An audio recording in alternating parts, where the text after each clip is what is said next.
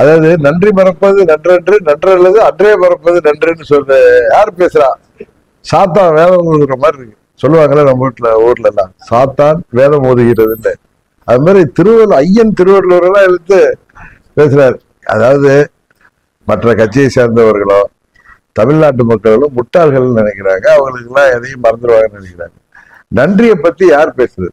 துரோகத்தை தவிர வேற எதையுமே தெரியாத பழனிசாமி பேசுகிறார். அவர் பேசுறதுல முதல்ல அவர் என்ன பேசுறாரு? அம்மாவுடைய ஆட்சியை கலைக்க முற்பட்ட போது பாஜக வந்து காப்பாத்துன்னு சொல்றாரு. அதே தவறு. உங்க எல்லாருக்கும் தெரியும், அம்மா அவர்கள் மறைவுக்கு பிறகு சின்னம்மா பன்னீர்செல்வம் முதலமைச்சராக இருந்தார். அவரை மாற்றிவிட்டு சின்னம்மா அவர்களை முதலமைச்சராக எல்லா சட்டமன்ற உறுப்பினரும் சேர்ந்து கவர்னர்கிட்ட போய் லெட்டர் கொடுத்தோம்.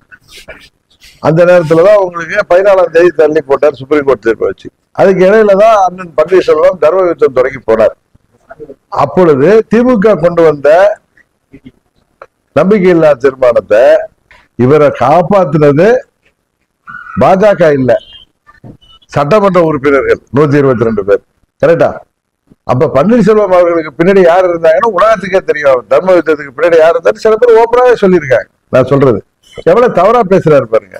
அன்றைக்கு ஓட்டெடுப்புல இவரை காப்பாற்றிய 122 எம்எல்ஏக்கள், அவர்கள 18 பேர் பிற்பாடு பழனிசாமியின் செயல்பாடு சரியில்லைன்னு முதலமைச்சர் பழனிசாமியை மாத்தணும் தான் அவங்க கவர்னர்கிட்ட போய் மனு கொடுத்தாங்க. அவங்க ஒன்றும் கவுக்கணும்னு போல.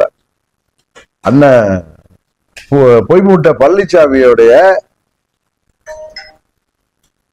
தவறான ஆட்சி முறைக்கு அம்மா அவர்கள் ஆட்சி முறையிலிருந்து விலகி செல்வதால் தான், அம்மா அவர்கள் பாதியிலிருந்து விலகி சென்றதால் தான் அந்த 18 சட்டமன்ற உறுப்பினர்கள் கவர்னர்கிட்ட போய் மனு கொடுத்தாங்க.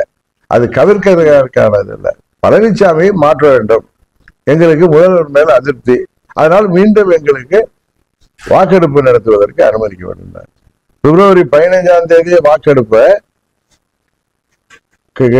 திமுக கொண்டு வந்த நம்பிக்கையில்லா தீர்மானம். அப்ப ஒன்றும் பாஜகவோ மத்திய அரசோ அவரை காப்பாத்தல. அன்றைக்கு பன்னீர்செல்வம் பிரச்சனைக்கு காரணம் என்ன என்பதை பழனிசாமி உட்பட தமிழ்நாட்டு மக்கள் எல்லோருக்கும் தெரியும். ஏன்னா அன்றைக்கு திரு பன்னீர்செல்வம் அவர்கள் 7ஆம் தேதி வரைக்கும் எங்களோட இருந்துட்டு போய் தர்மயுத்தம் நடத்துனதை நான் சொல்லிதான் அங்க போய் இருந்தாருன்னு ஒரு பெரியவர் சொன்னார். அவருக்கு பின்னணியில யார் இருந்தாங்கன்னு தெரியும். ஆனால் பிப்ரவரி 15ஆம் தேதி நடந்த அந்த வாக்கெடுப்பில் அவர் வெற்றி பெறுவதற்கு காரணமாக இருந்த 122 சட்டமன்ற உறுப்பினர்கள் அன்றைக்கு யார் பேச்சை கேட்டு வாக்களித்தார்கள்?